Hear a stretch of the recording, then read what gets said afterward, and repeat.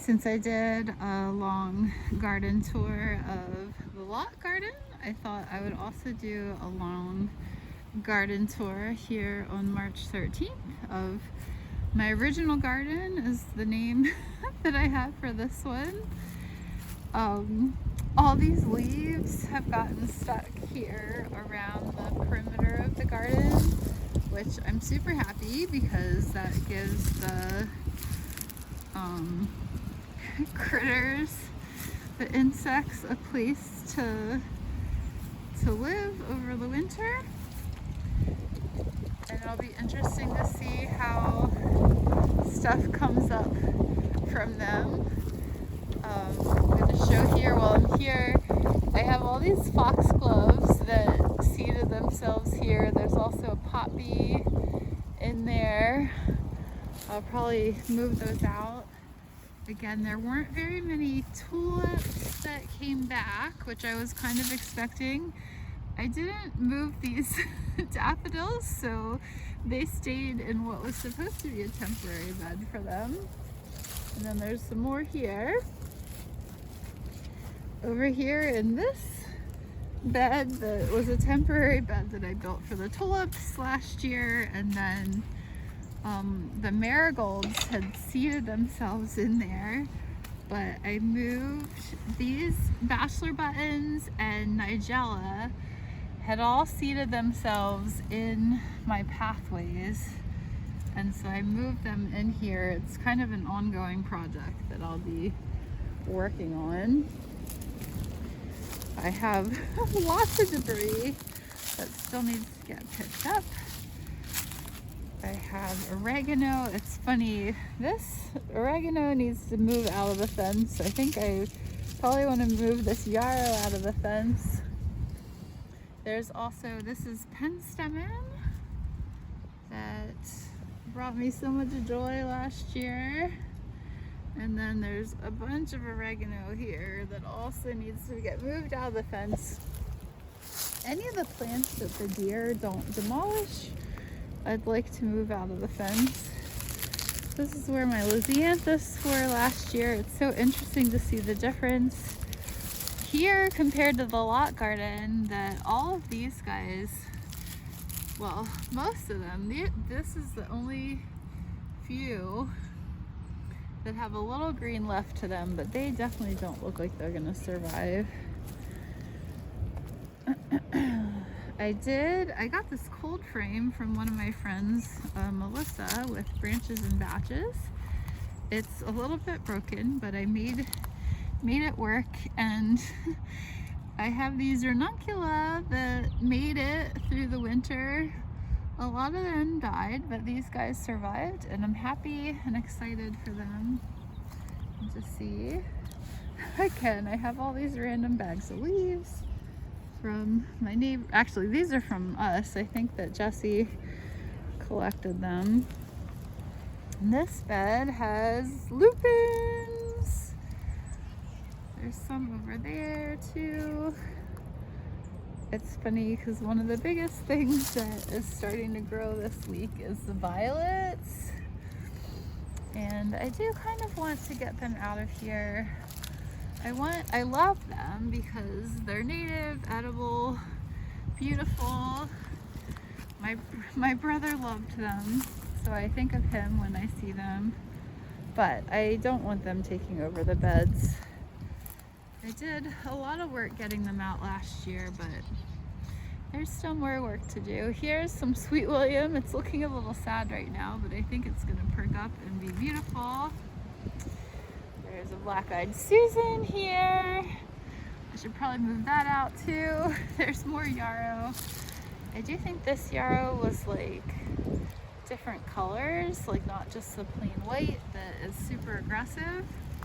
Another thing I want to move out is these primroses. They just put off so many seeds and end up everywhere. That's why I want to move the black-eyed Susans out too. Here's a huge clump of black-eyed Susan. So we'll see how my transplanting goes.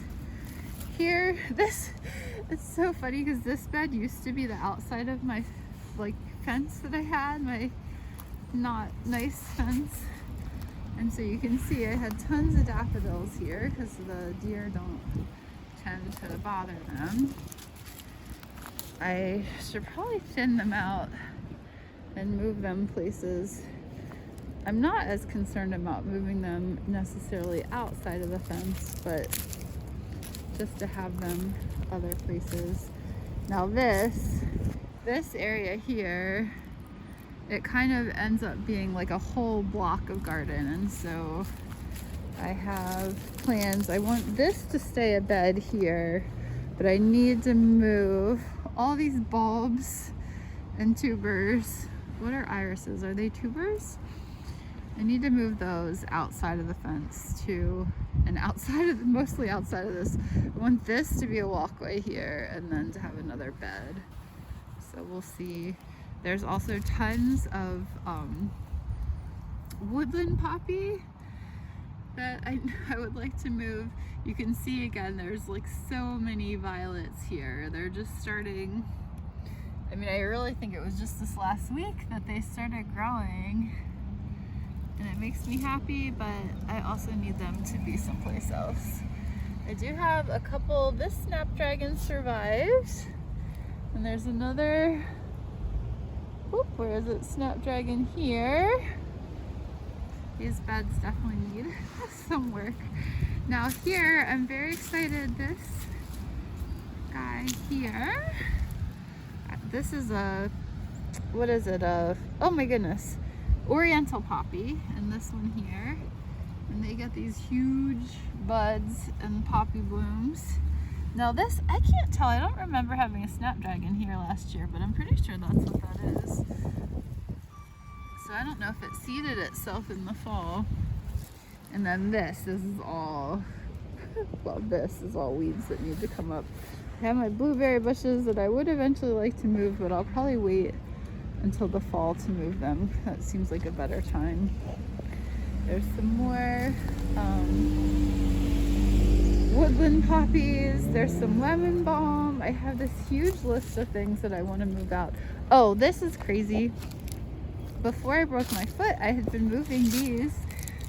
Does anybody recognize these? More violets.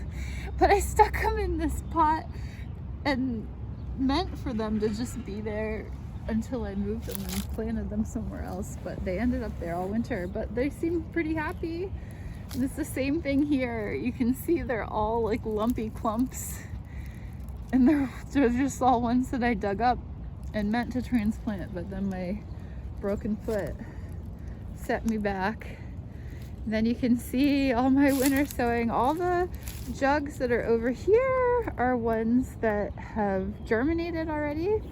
So there's feverfew, there's scabiosa, there's larkspur, there's blanket flower, more scabiosa,